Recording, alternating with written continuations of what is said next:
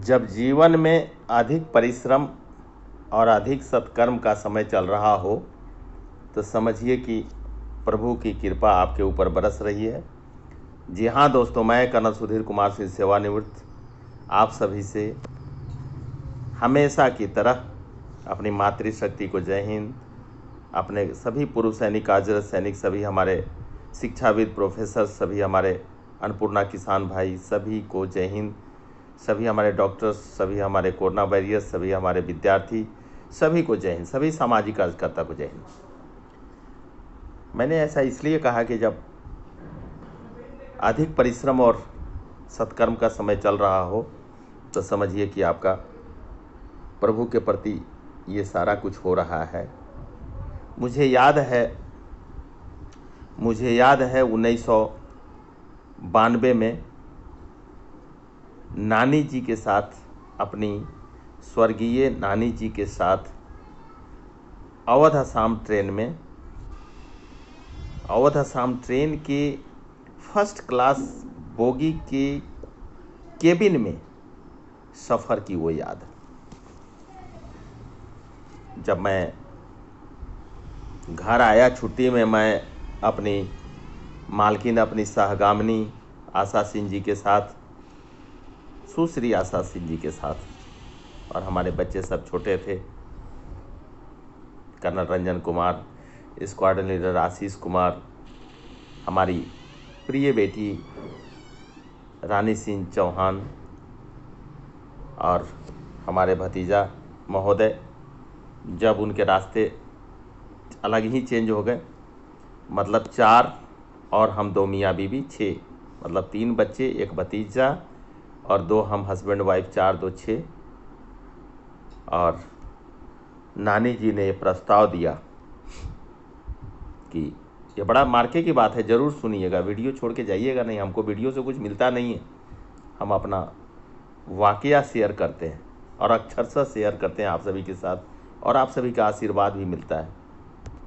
तो नानी जी ने कहा कि बउआ हो, हम चलब तोरा साथे दिल्ली। हमारा दिल्ली में 56 APO में, मैं 1 CBPO में, मैं उस समय वारंट अफसर होता था, मतलब at par with JCO except salute जो है, we are getting all the facilities of JCOs, मतलब JCO एकोमोडेशन बजाते जो है, उसमें 3 कमरे थे, एक ड्राइंग रूम था, एक बाथरूम था, एक किचन था, एक लैट्रिन था और छोटा सा बालकनी था। ग्राउंड फ्लोर का 20/4 APS कॉलोनी अभी भी मुझे याद है, जो 21 जुलाई 1990 को मुझे अलॉट हुआ था, और मैं अपने सभी बच्चों के साथ, अपने भतीजा के साथ और हमारे साला राजेश कुमार सिंह जी के साथ हम रहा करते थे। हम लोग बहुत छोटे छोटे बच्चे थे, तो राजेश बाबू ने बहुत साथ दिया। राजेश बाबू, आपको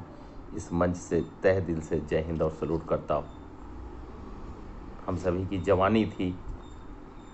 तो जब नानी जी ने जिद किया कि नहीं बउआ हम चलेंगे दिल्ली और मुझे ले चलो, तो मैंने रिजर्वेशन करवाया। और चूँकि फर्स्ट क्लास का उस समय, मतलब AC फर्स्ट क्लास नहीं होता था, ये AC सेकंड क्लास होता था, और लेकिन ट्रेन में फर्स्ट क्लास होता था। और चूँकि हम AC फर्स्ट क्लास के इंटाइटलमेंट नहीं है थे, इसलिए मुझे पता भी नहीं है कि होता था कि नहीं होता था। 1992 की बात है, होता रहा होगा। लेकिन AC सेकंड क्लास था, AC सेकंड क्लास के हम इंटाइटलमेंट नहीं थे, लेकिन ट्रेन में फर्स्ट क्लास होता था, तो फर्स्ट क्लास के हम इंटाइटलमेंट थे। तो मेरा सभी लोगों का रिजर्वेशन था। फिर हमने नानी जी के लिए भी अपने पैसे से रिजर्वेशन कराया। 1992, मतलब कि उस समय उनकी उम्र रही होगी लगभग 95-96 साल रही होगी जब नानी जी को रिजर्वेशन करवाया अपने पैसे से। उस ज़माने में रिजर्वेशन की भी बड़ी लंबी प्रक्रिया थी, कहाँ मधुरापुर, कहाँ चकिया, कहाँ जो है मुजफ्फरपुर जा कर के रिजर्वेशन कराया। काउंटर क्लर्क से गिड़गिड़ाया कि हमारी नानी जी जो है 95 साल से ऊपर की हैं। खैर रिजर्वेशन मिल गया। आपने सफ़र किया पुरानी दिल्ली रेलवे स्टेशन पे। अवध असम उस समय भी जाती थी और आज भी जाती है। उस समय अवध असम जो थी वो क्या बोलते हैं आपको गुवाहाटी से गुवाहाटी से चलती थी और उस समय आपको बीकानेर से शायद चलती थी। अब अभी लालगढ़ जट्टा से जो है वो अवध असम वो आपको डिब्रूगढ़ तक जाती है। ठीक है, तो जब पुरानी दिल्ली रेलवे स्टेशन पर उतरे तो मैं जो कहना चाह रहा हूँ वो अंत में आपके पास आएगा। इसको समझने की कोशिश करिएगा हमारे साथियों, हमारे सीनियर्स, हमारे मित्र, हमारी बहनें, हमारी मातृशक्ति। तो आशा सिंह जी सुन रही होंगी इस वीडियो को। तो नानी जी को हमने बोकैया उठा लिया। बोकैया समझते हैं? अपने मतलब पीठ पर जिस तरह से हम अपने बच्चों को घुमाते हैं। तब अब 1992 में हम जवान तो थे ही मैंने नानी जी को जो है बोकैया उठाया, बाहर लेके गया, कार भाड़ा किया, हम सभी खुशी खुशी चले गए। वहाँ गए 20/4 APS कॉलोनी, दिल्ली कैंट। वहाँ नानी जी बड़े मज़े से रहीं, खुश रहीं। जैसे उनका महीना 2 महीना पूरा हुआ, अब मतलब की बात आती है, महीना 2 महीना पूरा हुआ, उसके बाद वो एक ही रट लगाने लगी, बउआ हो हमरा के घरे भेज द, बउआ हो हमरा के घरे भेज द मतलब हमको घर भेज दीजिए, हमारा मन नहीं लग रहा है। फिर मैंने जो है उस समय चिट्ठी पत्री का ज़माना होता था और नानी जी बीमार रहने लगी। नानी जी बीमार पड़ गई, मतलब घर की रट लगाते लगाते भैया को बुलाया, चिट्ठी लिख करके भैया आए, फिर रिजर्वेशन करा दिया। फिर भैया और नानी जी गए। जैसे वो गांव में गई हैं तो स्वस्थ हो गई।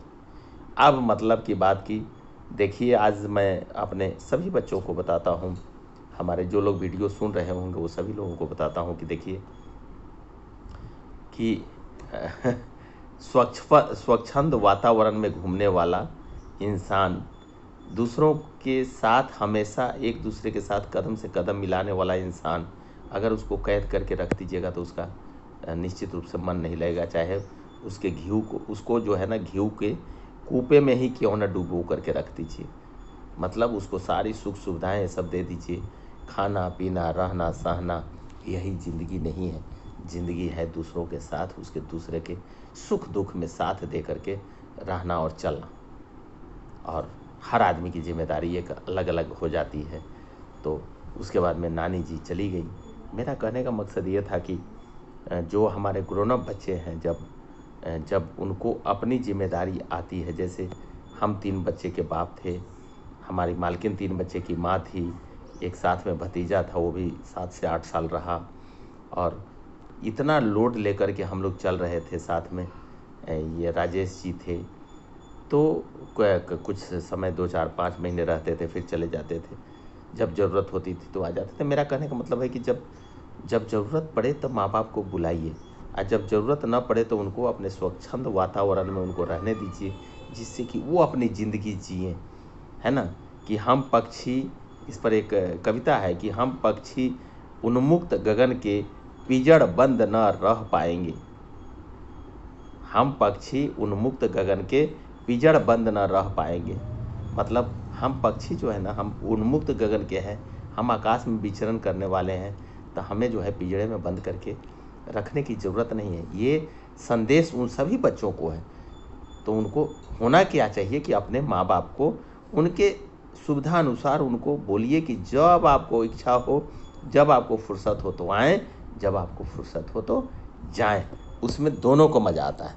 अब देखिए, जैसे अभी 15 जून को लौटना था, 15 जून से पहले लौटना था, 2-4 दिन पहले लौटना था, लेकिन अभी कुछ काम आ गया। और सामाजिक कार्यों में आपको पता ही है कि हम हमेशा जो है आगे ही रहते हैं। और कल ही जो है रानी सिंह चौहान, हमारी प्रिय बेटी, अपने दोनों नाती हमारे क्या बोलते हैं, डुगू और पुन्नू के साथ, और हमारे प्रिय दामाद बाबू कर्नल राकेश कुमार सिंह डॉक्टर साहब जो है कल ही मुजफ्फरपुर पहुँचे हैं। तो अब वो लोग जो है, अगर हम नहीं जाएंगे तो वो लोग भी 10 तारीख को 10-11 को निकल जाएंगे। तो मैंने कहा कि नहीं, उधर सामाजिक काम भी होगा और जो है हम निकल भी जाएंगे। तो मैं आपके शहर मुजफ्फरपुर में 5 जून से रहूँगा। बस इन्हीं शब्दों के साथ जय हिंद, जय बिहार, जय विकास। और अपने माता पिता को अपने ऊपर जो है ये मत करिए, उनको बर्डन न दीजिए। जय हिंद, जय बिहार, जय विकास।